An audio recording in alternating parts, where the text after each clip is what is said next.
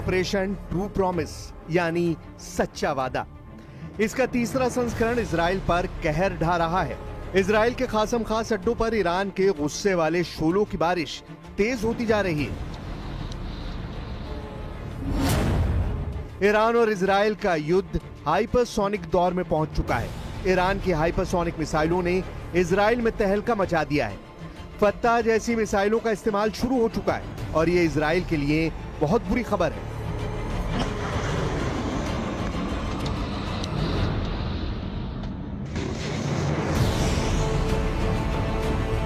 तेल अवीव और हाइफा में हो रहे ये हमले ईरान की मिसाइल पावर को बार बार साबित कर रहे हैं। नेतन्याहू का मिसाइल डिफेंस या कहें कि ईरान को रोकने वाली सबसे बड़ी फौलादी दीवार अब शीशे में तब्दील हो चुकी है। इस दीवार को ईरान की मिसाइल बार बार चकनाचूर कर रही है।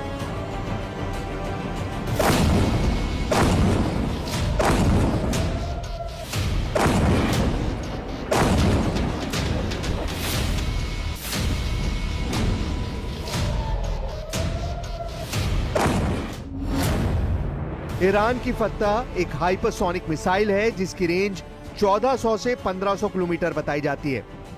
इस मिसाइल की रफ्तार मैक 15 तक है, यानी यह 18,000 किलोमीटर प्रति घंटे की रफ्तार तक पहुंच सकती है।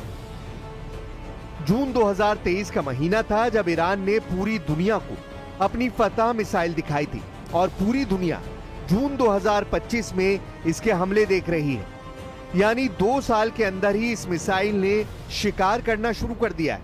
2023 में ही ईरान के सर्वोच्च नेता अली खामनेई ने भी इस मिसाइल को करीब से देखा था। तब गजा में इजराइल का युद्ध चल रहा था, इसलिए खामनेई और मिसाइल की इस मुलाकात को इजराइल के लिए बड़ा मैसेज बताया गया।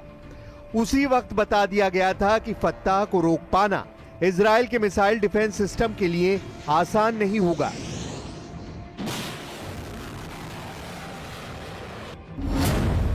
फत्ताह की खासियत है कि ये तेज रफ्तार के साथ अपनी दिशा भी बदलती है, यानी ये एक ट्रेजेक्ट्री में हमला नहीं करती।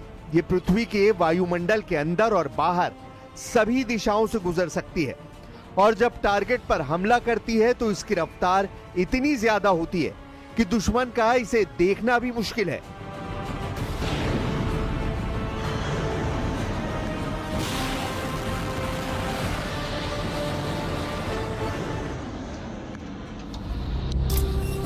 ईरान से पहले सिर्फ 3 देशों ने हाइपरसोनिक मिसाइल बनाई है। इसमें रूस भी है, चीन भी है और भारत भी। हालांकि सभी के मॉडल और लॉन्च प्लेटफॉर्म अलग है। इनकी रेंज में फर्क है, पेलोड में भी अंतर है। दुनिया ने ऐसी मिसाइलों के हमले यूक्रेन में देखे हैं जहां रूस ने अपनी जिरकॉन और किंजल मिसाइल से लगातार हमले किए हैं और अब दुनिया इजराइल पर हाइपरसोनिक हमले देख रही है क्योंकि ईरान ने अपनी फत्ता मिसाइल से कोहराम मचाना शुरू कर दिया है।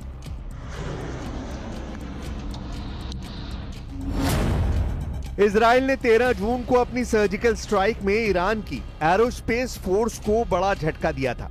तब इजराइल ने ईरान में एरोस्पेस फोर्स के commander brigadier general Amir Ali Hajizadeh को भी मार डाला था। लेकिन तब से अब तक ईरान 400 से ज्यादा मिसाइलों की बरसात इजराइल पर कर चुका है।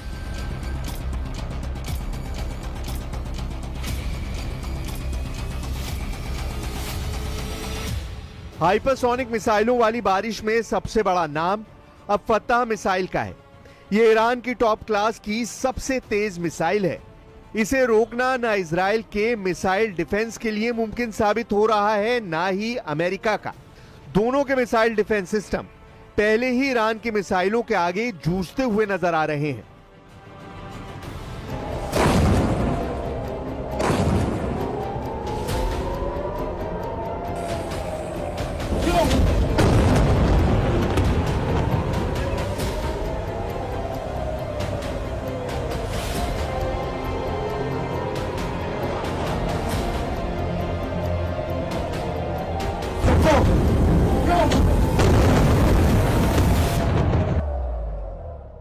हाइफा, तेल अवीव और बाकी शहरों में शुरुआती दिनों के हमलों की तस्वीरें पूरी दुनिया तक पहुंच रही।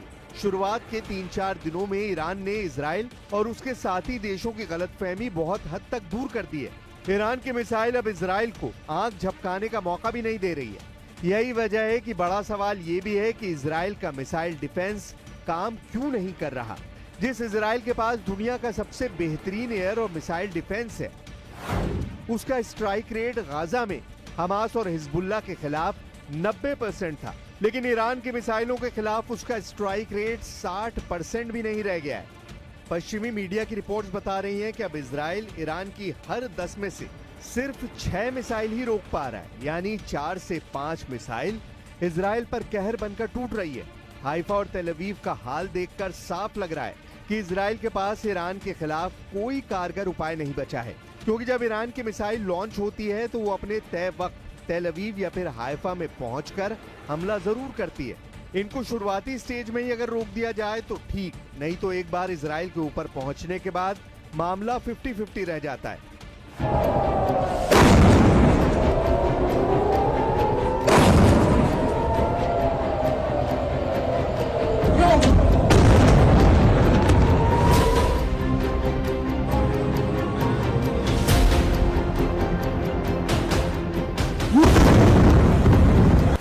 यही वजह है कि इजराइल में अमेरिका का third missile defence system fail हो गया।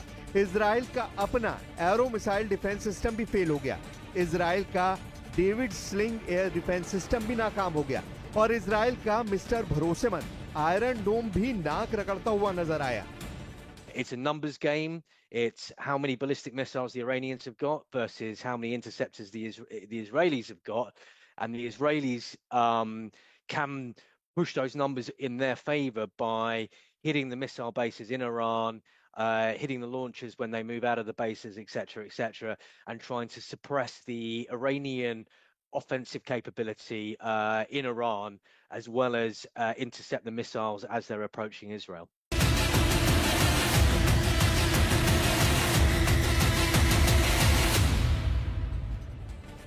ईरान की मिसाइलों की आग ने अमेरिका को भी बेचैन कर दिया है। इसकी तपिश फ्रांस तक फैल रही है और पेरिस से तो ये भी मैसेज तेल अवीव पहुंचा है कि अगर जरूरत होगी तो फ्रांस इजराइल को बचाने भी आगे आएगा और ईरान पर भी हमले को वो तैयार है।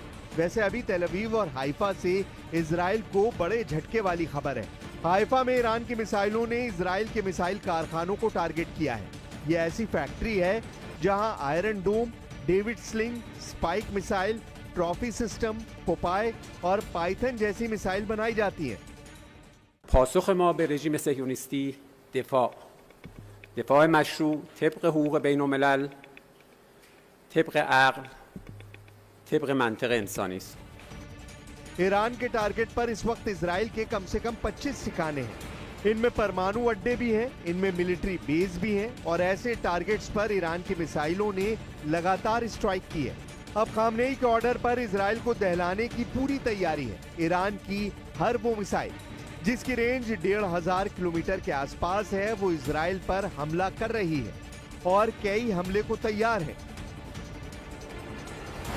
ईरान की मिसाइल खुर्रमशहर, रेंज 2000 से 3000 किलोमीटर तक। ईरान की शहाब 3 बैलिस्टिक मिसाइल, रेंज 1600 से 2000 किलोमीटर। ईरान की Sejjil ballistic missile, range 2000 kilometre. Iran की गदीर मिसाइल और इमाद मिसाइल, दोनों की रेंज 1800 किलोमीटर। लेकिन पिछले कुछ सालों में ईरान की खतरनाक मिसाइलों की तादाद तेजी से बढ़ी है और उसने ऐसी मिसाइल तैयार की हैं जो इजराइल और अमेरिका के अड्डों को ध्यान में रखकर तैयार की गई हैं। इनमें सबसे खतरनाक ईरान की 3 नई मिसाइल हैं जो तेज हैं और इजराइल के रडार सिस्टम को चकमा देना जानती हैं। ईरान की फतह हाइपरसोनिक मिसाइल, रेंज करीब 1500 किलोमीटर। ईरान की हज कासिम मिसाइल की रेंज भी 1500 किलोमीटर के आसपास है। ईरान की खैबर शिकन मिसाइल भी इजराइल को अपनी रेंज में रखती है। कुल मिलाकर ईरान के पास 8 तरह की मिसाइल बड़ी खास हैं जो इजराइल के 1-1 इंच को कवर करती हैं। ईरान ने इसका